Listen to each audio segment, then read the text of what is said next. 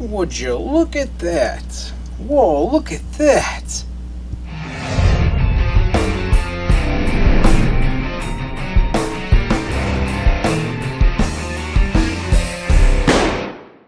Well, hello everyone. Hope you're all doing well today. Sometimes we get something that's a little strange, a little different, a little weird to check out on the channel. And this is one of those cases. This is called the Lock, Stock, and Barrel from American Manufacturing Group. It is a pistol to rifle conversion for your Glock. It comes with an adjustable stock similar to what you would see on your AR-15 and a 16-inch barrel.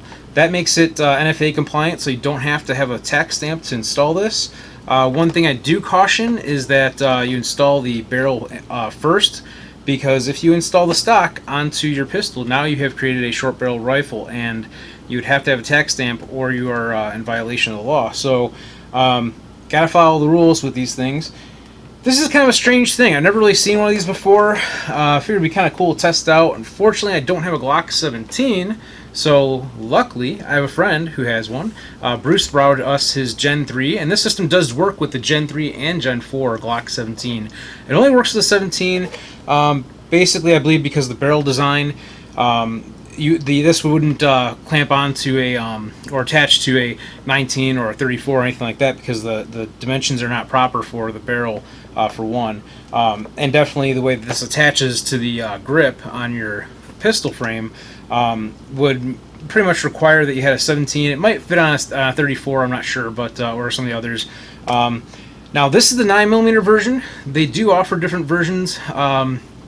I believe they have a 40 caliber version.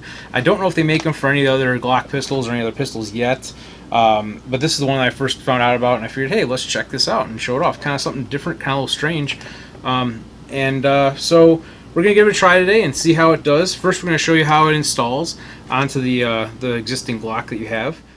So here's what it comes with in the packaging. You've got the barrel, which actually is pretty light, a lot lighter than I thought it would be.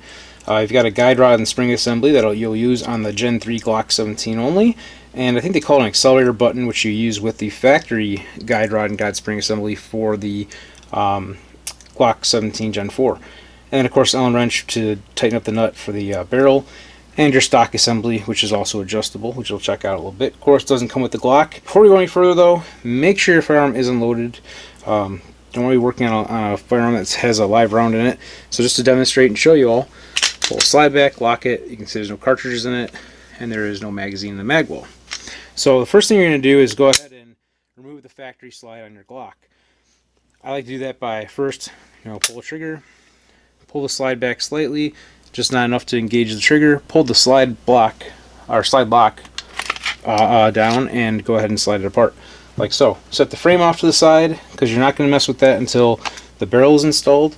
The first thing you're going to do is to remove your guide rod and spring assembly here, which will plop out like so. Set that off to the side. Next, we're going to pull the barrel out, because we're not going to use these right now. And then we're going to go ahead and install the barrel. So we're going to go ahead and unscrew this assembly, take that off. We're not going to use that right now. Next, we're going to, let's see, slide the barrel into the slide, like so. Okay. Then we're going to go ahead and install the install the guide spring. Actually, is what it says next.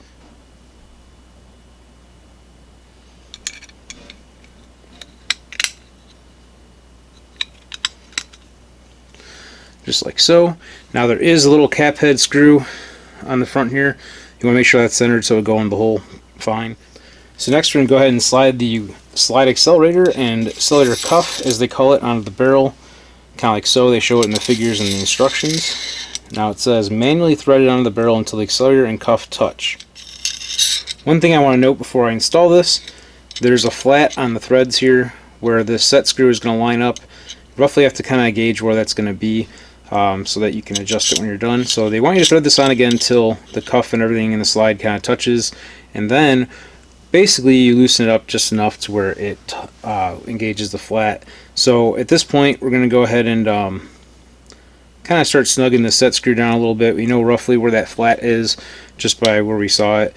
You can kind of feel it because obviously now, even though the nut turns, it doesn't turn a full turn. So we're going to kind of go ahead and snug it down right in that area, like so. And so it says tighten the set screw, install the complete slide onto the receiver. So pretty simple. Now this is the first time I'm doing this, so I'm kind of going slow at it, obviously, and also kind of showing everybody how it goes together.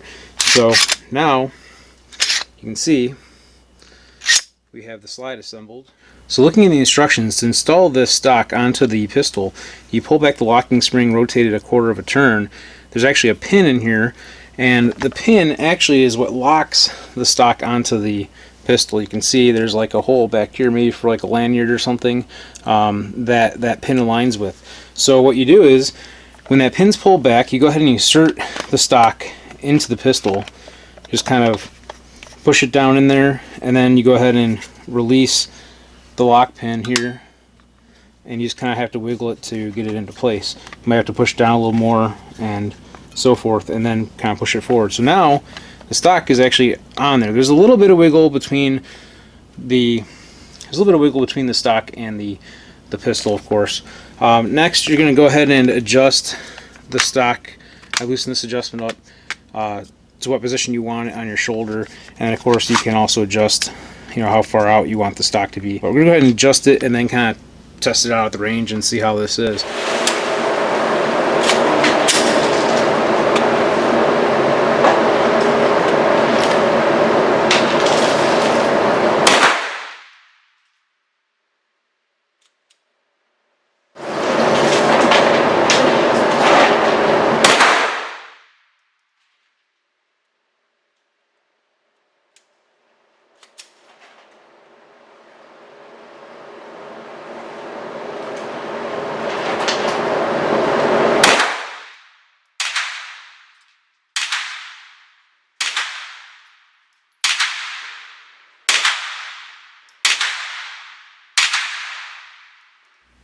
Okay, so we're back from the Range 3.5. Had a chance to finally test out this conversion here, and I want to share with you some of my thoughts. So first off, they recommend running 124 grain ammunition, and I would stick to that because 115 grain is not going to cycle the slide properly. And having said that, I did experience some issues running 124 grain, and when that was happening, I wasn't fully planting the stock against my shoulder. So that's something to consider when you're using this, is that you do need to hold this firmly. Otherwise, it'll kind of act as if you limp-wristed your shots, and have some jamming issues and so forth. So that's important. The ammo selection, 124 grain, is what you need to run with this.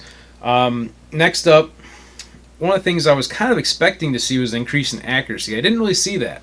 Now, possibly my thoughts were on this was a couple things. One, I'm not used to shooting a pistol like this, or a rifle, I guess in this case. This particular setup, it's a little different to me, but I think the sight radius has to do with that too. You've got a long barrel and a short sight radius to the rear. That might be part of the effect of the accuracy. You might want to try out, if you're going to use this particular setup, adding a red dot or a reflex sight or some type onto it. They make mounts that'll mount on the rail and kind of cantilever up over your slide.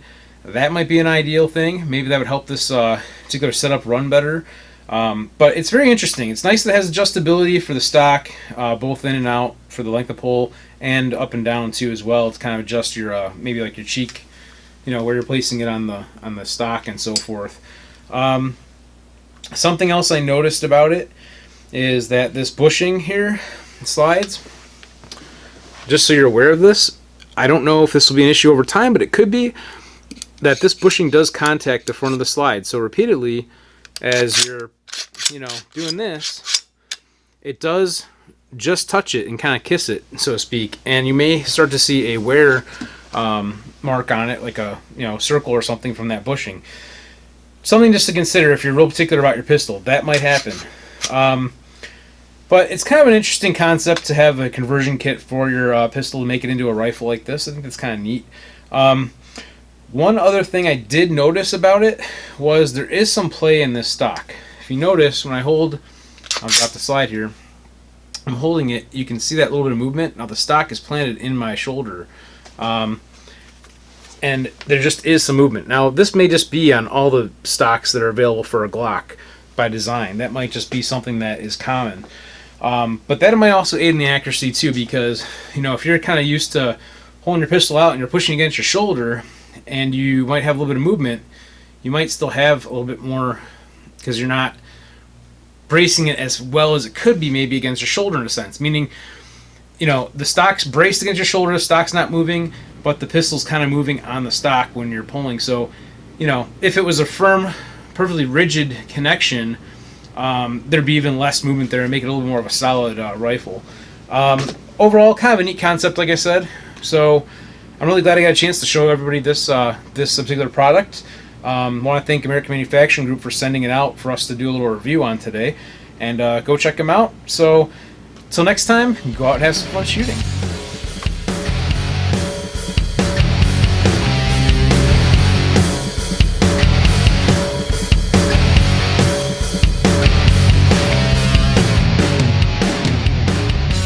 Would you look at that?